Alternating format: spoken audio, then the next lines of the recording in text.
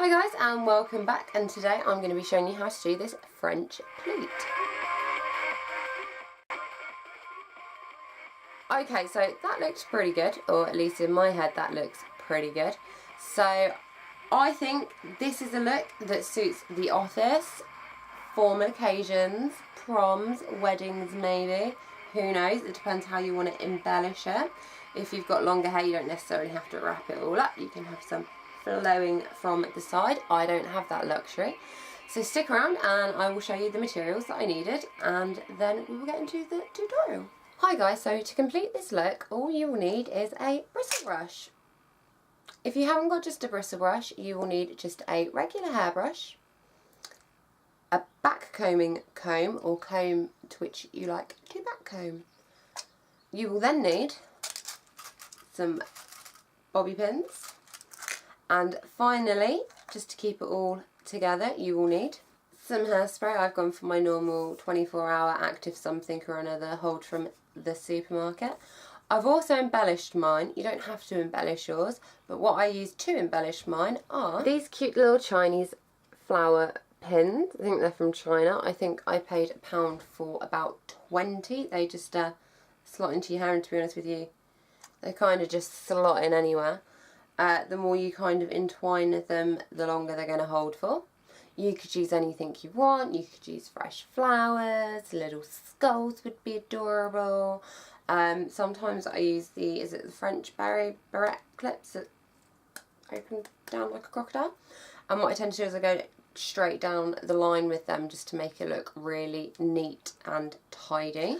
Okay guys, so step one is going to be to give yourself a rough parting for where you want any bits of hair to frame your face to fall. If that isn't something that you're concerned about, just leave your hair in a bog standard straight part, because what we're going to do is we're just going to back comb all the hair. I've done mine in the side part because I'm going to be wanting little bits here to fall down and some little bits here, and it just helps with my back combing direction.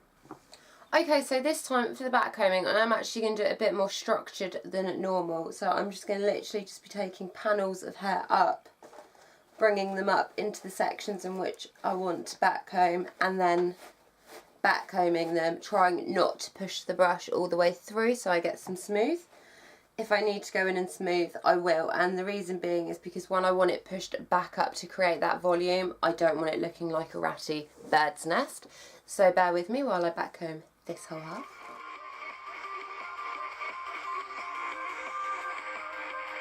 Okay, and there we have it. One back combed half of my head and one not so back combed half of my head.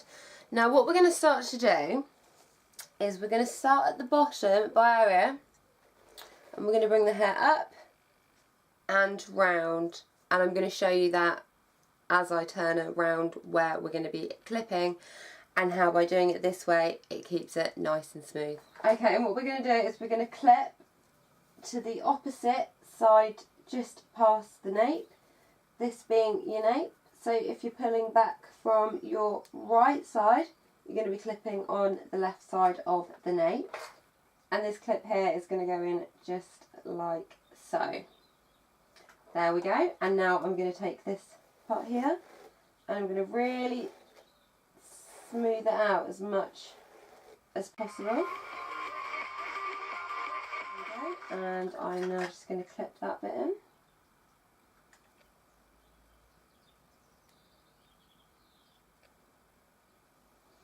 And for the bottom bit, I'm just going to clip like so.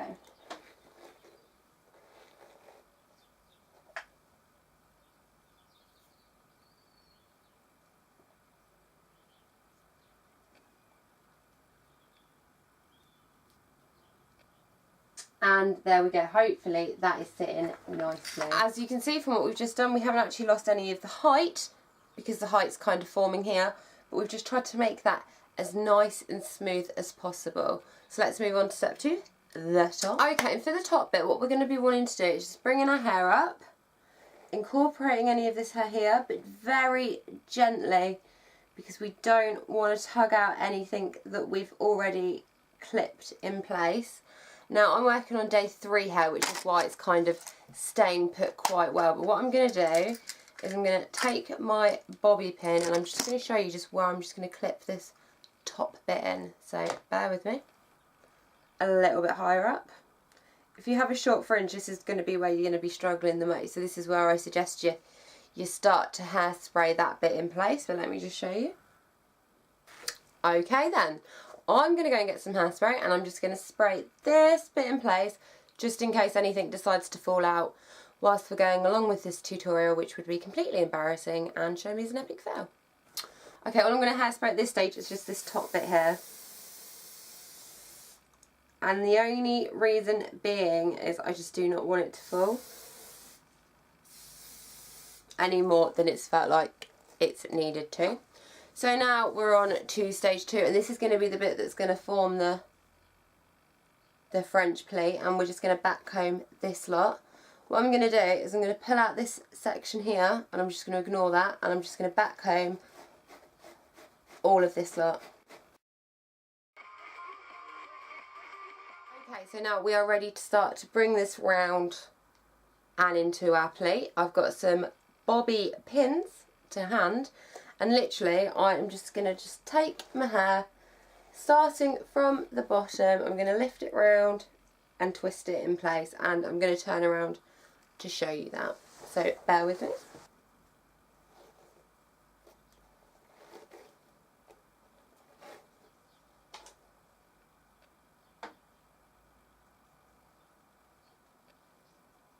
And then I'm going to pin in at the very top of that, just there. And the reason why I've gone for the very top is it's not going to affect that twisted look that I've got at the moment. Okay, so now I'm just going to work around in the same principle. Now, one thing you do need to watch with this is the weight. So this side you will find a bit more weightier because it has got more hair to it because we've pushed all the other hair to that side. So you might find when you're smoothing down, you're putting a lot more tension on that to try and get that as flat and near as to the shape of the other side. So I'm going to turn around again and show you how I've pinned this. Okay, what I'm going to do is I'm going to follow the shape of the previous one that's gone in, and I'm going to continue twisting in an upwards motion. Now I feel like this is as high as I want to go with this, just up here where the top of this finger is, so I'm going to pin downwards just there.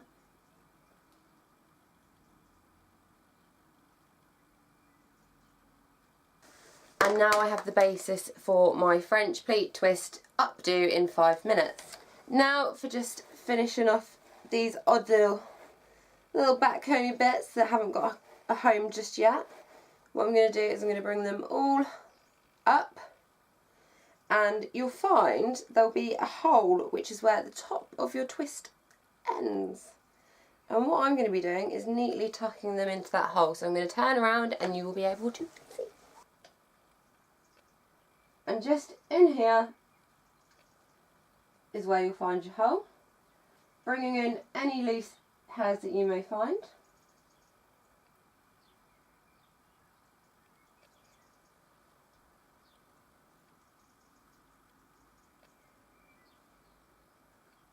Sculpting as you go, and then once you're happy, pin.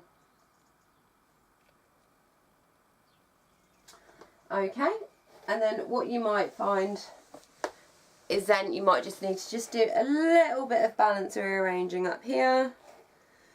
But that's nothing new. We did that with that Kim K high pony look that we did. Pull down the bits of hair that you want to frame your face before you go any further.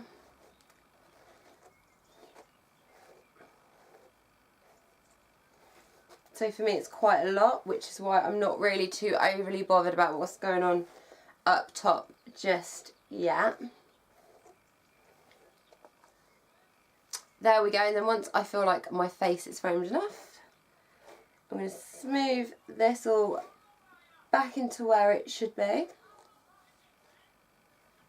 There's dramas going on outside. Anything that I feel needs to be pushed into that kind of cone shape that we've made at the back, I'm pushing in. I'm also pushing in pins tighter that are sat at the back to try and make them as neat as I can possibly make them. And once you are happy with the general shape and style of your French pleat, we've just got to deal with that one last bit at the top, which is where all these odds and sods have gone to. So I'll show you how I'm going to deal with that.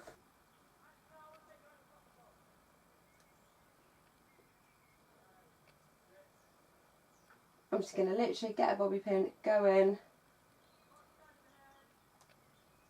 and push it right down, and then any other bits I'm going to tuck in as I work. And there you have it, a pretty easy 5-minute French pleat. Maybe not the way you're taught in beauty school, but I still think it looks fantastic. Now we can jazz this up a little bit with decorations, and I'll show you how. Now these little bad boys made an appearance in my previous video, and they're just little flower pins that I've got because I've lost all my other hair decorations. But I'm just going to show you what you can do with them, so I'll turn around once again. Hopefully you can see this, and then what we can do is we can just go in the line.